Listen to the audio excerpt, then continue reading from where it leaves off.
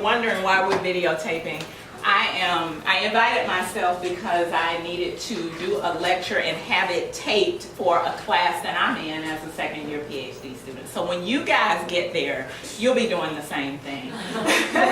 This is an opportunity for me to get more comfortable in front of classrooms, and also to get feedback from my instructor and from my peers. So they're probably going to rip it apart, right? So, but anyway, I wanted to make that correction that I did kind of bombard myself. I was like, this sounds like a pretty interesting class. And I will say I've been perusing over your syllabus, and I'm really impressed with this class.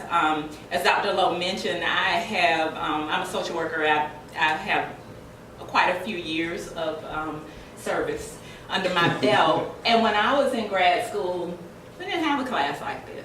So you are really very privileged, using some of the terminology that maybe you guys have been talking about in here, to really have this class as a part of your curriculum, and especially for social workers. So the title of my presentation today is Intersectionality and social work practice. I'll tell you a little bit about myself. As we mentioned, I'm a second-year PhD student here at School of Social Work. I did get my master's degree from the University of Georgia as well, back in 1998. I also have an undergraduate degree in social work. So I always tell people I've been a social worker all my life, and surely as it relates to practice, it's the only career that I've ever known. So where you guys are sitting, I've been. Where you guys are going, I've been, and I am here. So that being said, I wanted to present something to you guys that I thought was very relevant to social work practice. I think a lot of what's going on in our society right now is really relevant to social work practice. And intersectionality, I may move in and out, that's fine. I want to make sure I've gotten everything that I wanted to cover up front with housekeeping and all. So I understand that you guys have a secret code for your class, which is Sociology of Social Work, right? So everyone in here is in the social work program, am I correct? Okay. All right. Thank you, that hurts. Okay. So a little bit of housekeeping. I told you why I'm here.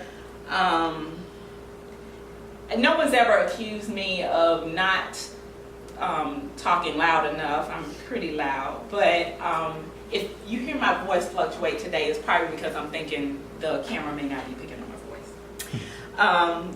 And I don't have a microphone on it, so we'll see how that goes. But other than that, I'm going to try to ignore the fact that it is there. So I'm going to offer you guys an opportunity really to kind of reflect on intersectionality, this kind of buzzword that's out there in our community now. How many of you, by show of hands, have heard the terminology? As of today, you've heard intersectionality mentioned, okay? Before you came to grad school, how many of you had heard of intersectionality? Okay. Prior to undergraduate, how many of you had heard the term intersectionality? In a social work context? In any context. Okay. All right. So the terminology really is, I say buzzword, I think it's buzzing now, is because it's hit mainstream. So the Academy really has talked about this for quite some time. It started in legal scholarship. Legal scholars have been talking about it. Feminists have been talking about it for quite some time. Black feminists, feminism, womanism have been really talking about this and trying to how to incorporate this into like research methodologies and whatnot. But I think probably fairly recently it's been introduced to mainstream. And not all of that is good, because I've heard some really negative things about it from people who probably don't really know what it is or what we think it is as we're learning and growing. I think some people have attached it to certain meanings and maybe misconstrued it or whatnot. So part of what I want to do today is to give you an opportunity to kind of go back to its traditional meaning and then see how, if any way, you might incorporate it differently into your education and in your research or whatnot as you go forward. So, as I was looking over the syllabus, okay. So I'll give you guys a copy of these PowerPoint slides so that you can write notes if you like. But as I was looking over the syllabus, a couple of words stood out for me, and of course the title of the class, the official title of the class. Power, privilege, oppression. I think intersectionality, and Dr. Lowe has included some of your reading material, will have intersectionality in it, in the title, and incorporated in the readings. But it's very much related to intersectionality, because you can't really talk about intersectionality without talking about power and privilege. And then you can't really talk about power and privilege without talking about oppression, because power has to affect something. And here's the stickler that might make us, all of us, really uncomfortable a bit.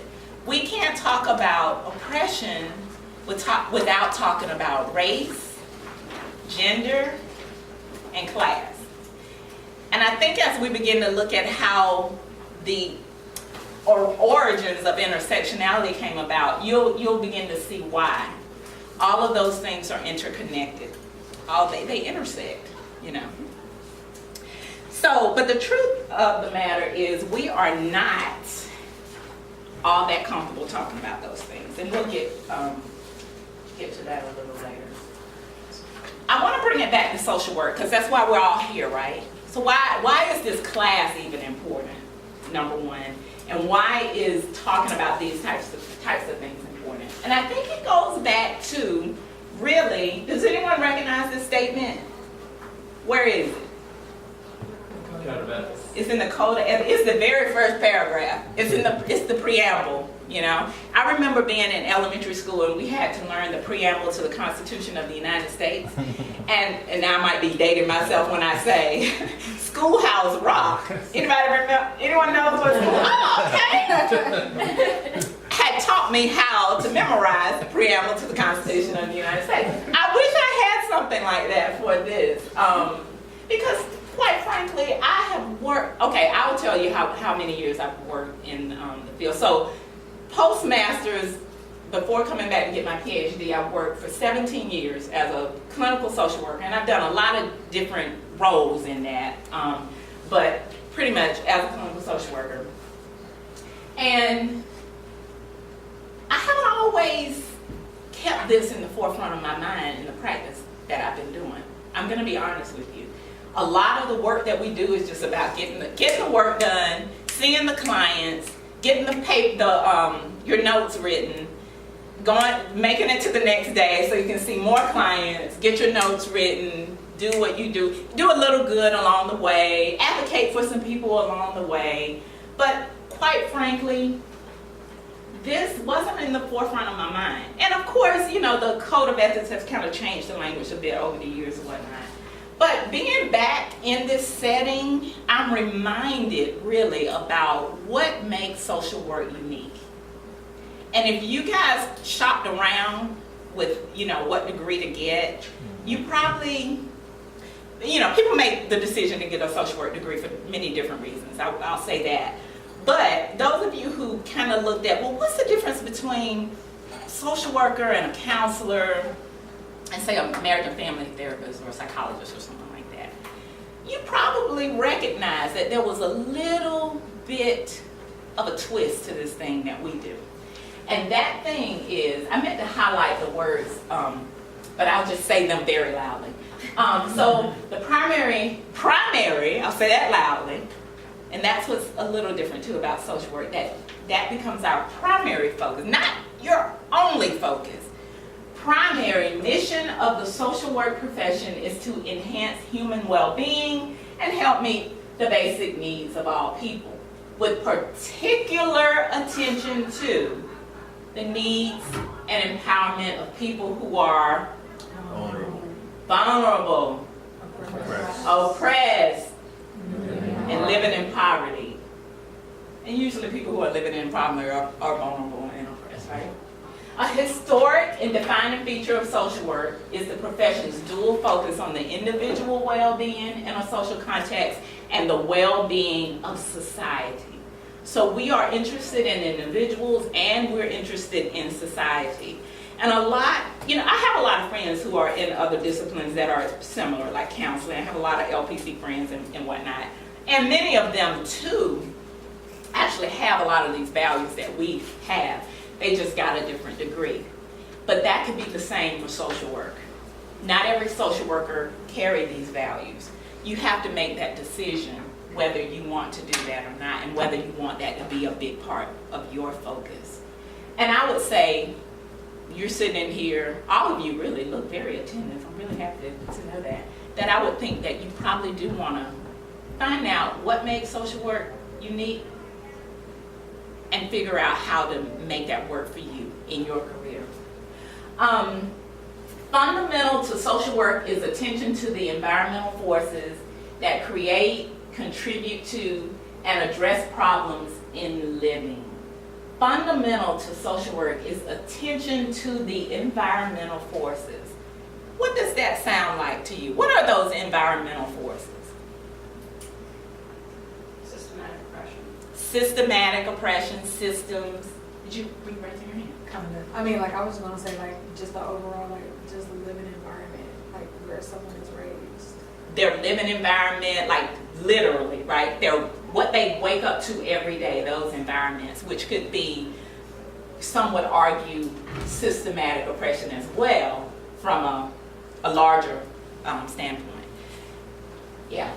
Anybody else on the environmental forces? Availability of resources. Availability of resources, yeah. And then same too, someone might argue that that's that systematic oppression. So it kind of all comes back to that when you start digging deep into this. So going back to that though, talking about these things, some words are fairly easy to roll off the tongue. I can say oppression pretty easily, especially in the company of you all, in the company of other social workers. I'm not that comfortable saying it in some places. I'm comfortable saying power and privilege in certain environments. Not comfortable saying that everywhere. Truth be told, I never thought about the word privilege until 2009.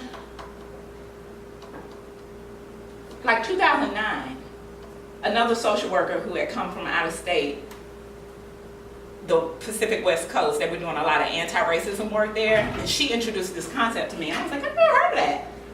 What does that mean? But there are certain words that, we're not comfortable with. As social workers, race, gender, sexual orientation, poverty, things like that. Which of those words would you say are pretty easy to roll off the tongue? Any?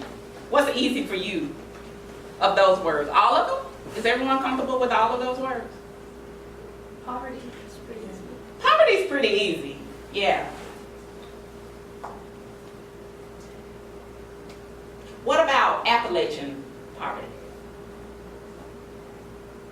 Specific.